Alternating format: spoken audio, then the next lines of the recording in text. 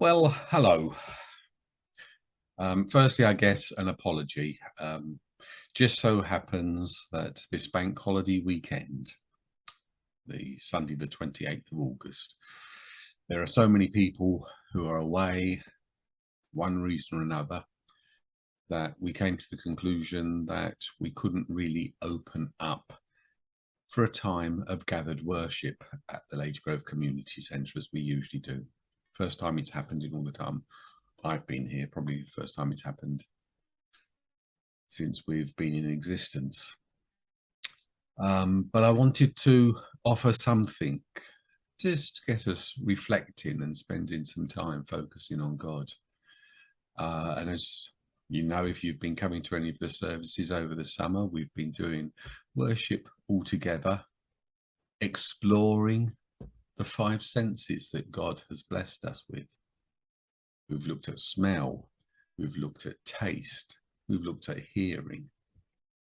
And so I wanted to think a little bit about sight.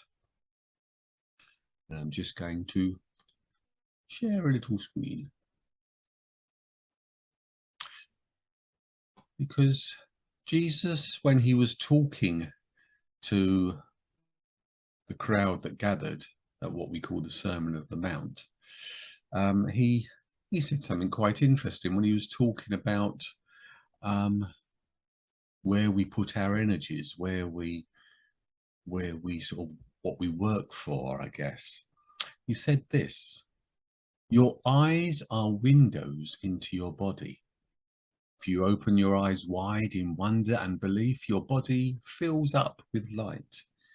If you live squinty-eyed in greed and distrust, your body is a musty cellar. If you pull the blinds on your windows, what a dark life you will have. Matthew chapter 6, 22 to 23 from the Message version.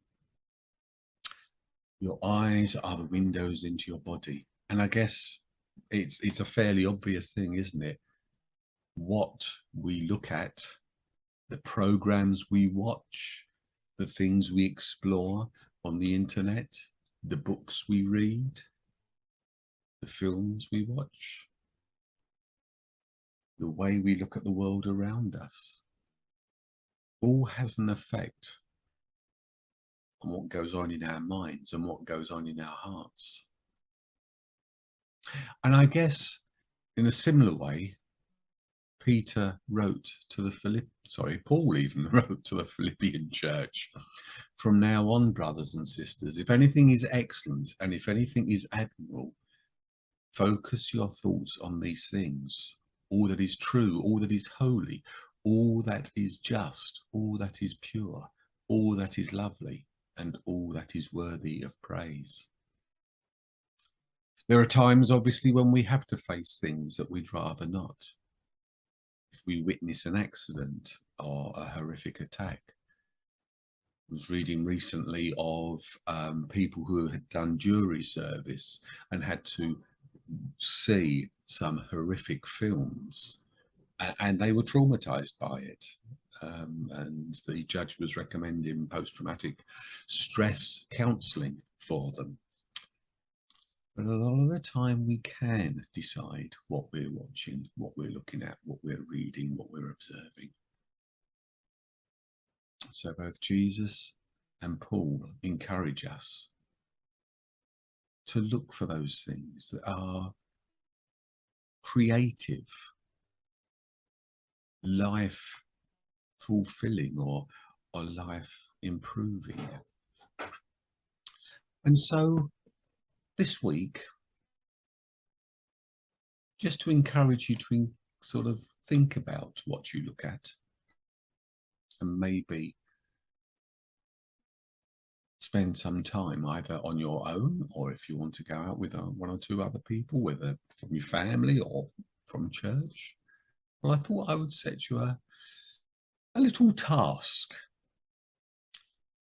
I'm going to encourage you to take one or two photographs that convey wonder and or belief for you, and then to share those photographs on the church's Facebook page if you're on that page, on the a member of that Facebook page.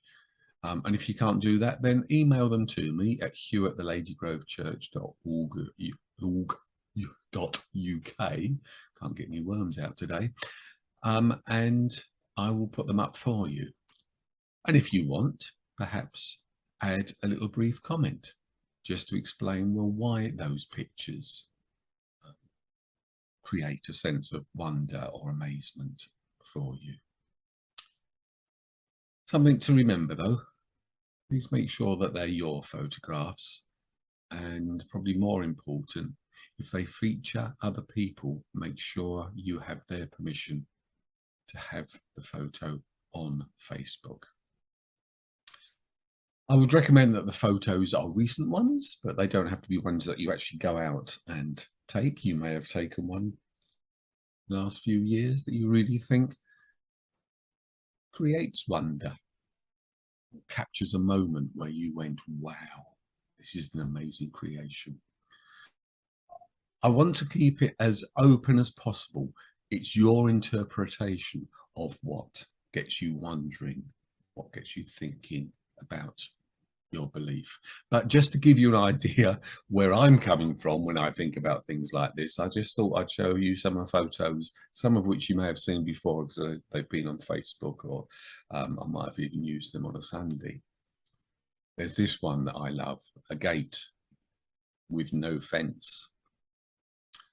It just gets me reminded of Jesus talking about going through the narrow gate, and there you have this huge wide expanse either side, but Jesus says make sure you go through the narrow way. Well, there's one recently, I think a couple of years ago now, where I took a photo of a signpost with no signs, and it just got me thinking about, well, what's its purpose? What is our purpose if we are not pointing to God?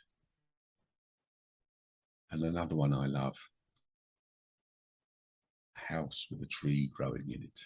I love photos where nature has said, no, I'm in charge here. I'm going to reclaim the ground from what you've done as human beings.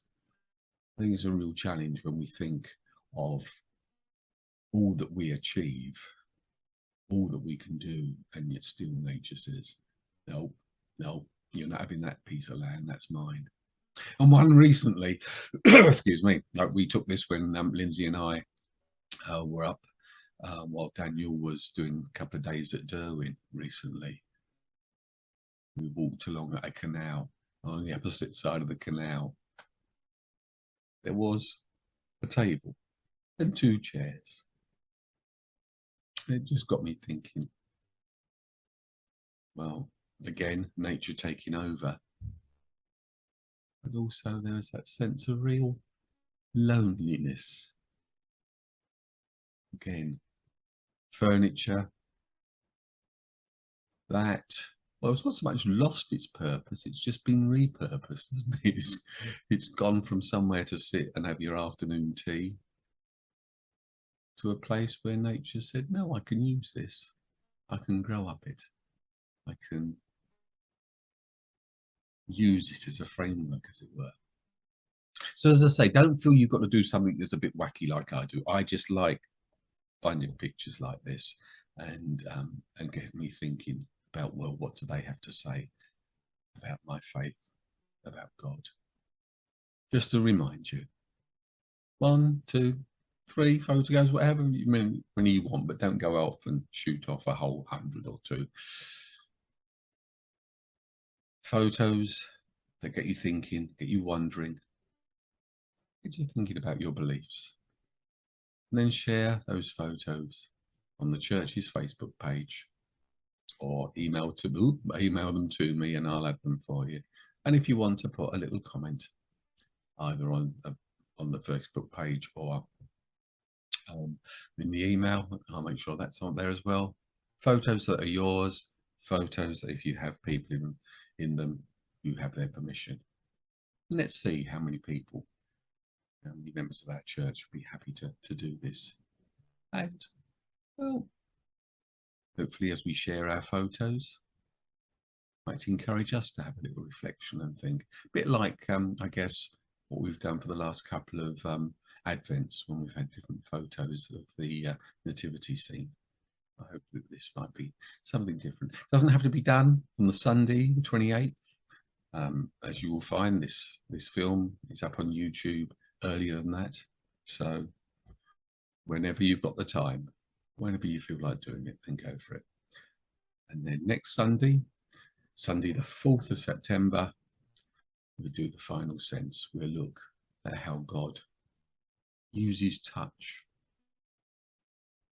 to, well, to shine light and love into the world. Thanks for listening. I'll see you again soon. See ya.